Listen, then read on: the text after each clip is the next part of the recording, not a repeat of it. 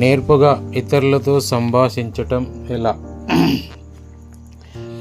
మీరు ఇతరులతో సంభాషించేటప్పుడు ప్రపంచంలో వారెంతగానో ఇష్టపడే అంశాన్ని ఎంచుకోవటానికి ప్రయత్నించండి. ప్రపంచంలో వారికి అంతగా ఆసక్తి కలిగించే అంశం ఏమై ఉంటుంది? మీరు వాళ్ళ గురించే మాట్లాడడం ప్రారంభించారనుకోండి, సహజంగా వారు మీ పట్ల ఆకర్షితులవుతారు. ఇలాంటి పని చేసినందుకు మీ గురించి మంచి అభిప్రాయం ఏర్పరచుకుంటారు. మీరంటే గాఢమైన ఇష్టం ఏర్పడుతుంది. సంభాషణలో వాళ్ళ గురించి మాట్లాడడం అనేది సరైన విధానం. మానవ స్వభావానికి అనుగుణంగా వారిని దారిలోకి తెచ్చుకున్నట్టు లెక్క. అలా కాకుండా మీ గురించి చెప్పుకుంటూ సంభాషణకు తెరతీశారా, అది చెడ్డ పద్ధతి. మానవ స్వభావానికి విరుద్ధంగా అది పనిచేస్తుంది. మీ నిఘంటువు లేదా శబ్దకోశంలో నుంచి ఈ 4 పదాలను తొలగించండి. నేను, నాది, నా కోసం, నా యొక్క. వీటి స్థానంలో ఒకే ఒక్క శక్తివంతమైన పదానికి చోటివ్వండి. మీరు లేదా నువ్వు. ఒక్కసారి ఈ ఉదాహరణ గమనించండి. ఇది నీ కోసం.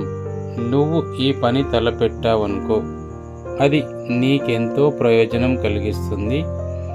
మీ కుటుంబానికి ఇది సంతోషాన్ని కలిగిస్తుంది. మీరు ఉభయులు దీనివల్ల లబ్ధి పొందుతారు. మూల సూత్రం: మీ గురించి మాట్లాడడంలో వ్యక్తిగతంగా మీకు కలిగే సంతృప్తిని పక్కన పెడితే, నేను, నాది, నా కోసం, నా యొక్క లాంటి పదాలను ఉపయోగించడం మానేస్తే మీ వ్యక్తిగత సామర్థ్యం, ప్రభావం, పలుకుబడి ఇబ్బడి ముబ్బడిగా పెరుగుతాయి. నిజం చెప్పాలంటే ఈ విద్యను అలవర్చుకోవటం అంత తేలికైన విషయం కాదు. దానికి చాలా అభ్యాసం అవసరం అవుతుంది.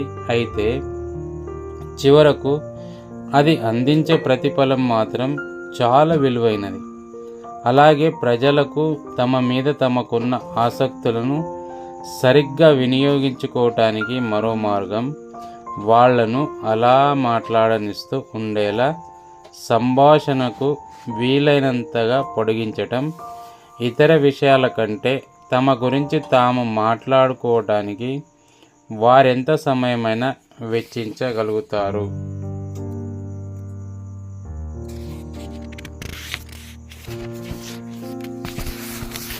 మీరు యుక్తిగా ప్రయత్నించి సంభాషణలో వారు తమ గురించి తాము చెప్పుకోవటానికి మీరు అవకాశం ఇచ్చారనుకోండి, మీరంటే వారికి అమితమైన ఇష్టం కలుగుతుంది. ఈ పద్ధతిని మీరు అనుసరించదలుచుకుంటే వారిని ఈ తరహా ప్రశ్నలు వేసి ముగ్గులోకి లాగండి. జాన్, మీ కుటుంబం ఎలా ఉంది? సైన్యంలో మీరు చేరిన మీ అబ్బాయి కులాసగా ఉన్నాడా? మీ అమ్మాయి ఏ దేశంలో ఉంటుందో? ఈ కంపెనీ అంటిపెట్టుకొని ఎంతకాలంగా మీరు ఉంటున్నారు? ఇది మీ సొంత ఊరే. శ్రీగారి గురించి అభిప్రాయం ఏమిటి? ఇది మీ ఫ్యామిలీ ఫోటోనా? నమ్మలేకుండా ఉన్నానే. మీ విహారయాత్ర సంతోషంగా సాగిందా? మీతో పాటు మీ కుటుంబం కూడా యాత్ర వెంట వచ్చారా? మనం మన గురించే ఆలోచించుకుంటూ మన గురించే మాట్లాడుకోవటంలో తీరిక లేకుండా ఉన్నాం. ఇతరుల గురించి పట్టించుకునే పరిస్థితి మనకు లేదు. కానీ మన అభిప్రాయం ఏమిటి, ఏ అంశాలంటే మనకు ఇష్టం ఉంది అన్నదానితో ప్రమేయం లేదు.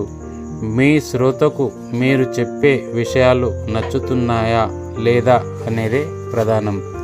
అందుకే ఇతరులతో మాట్లాడేటప్పుడు వారి గురించే మాట్లాడండి. వాళ్ళు తమ గురించి తాము మాట్లాడుకునే అవకాశం వారికి కల్పించండి. అప్పుడే మీరు అత్యంత ఆసక్తికరంగా మాట్లాడగల సంభాషణ చతురునిగా రూపుదిద్దుకుంటారు. Okay friends, bye bye.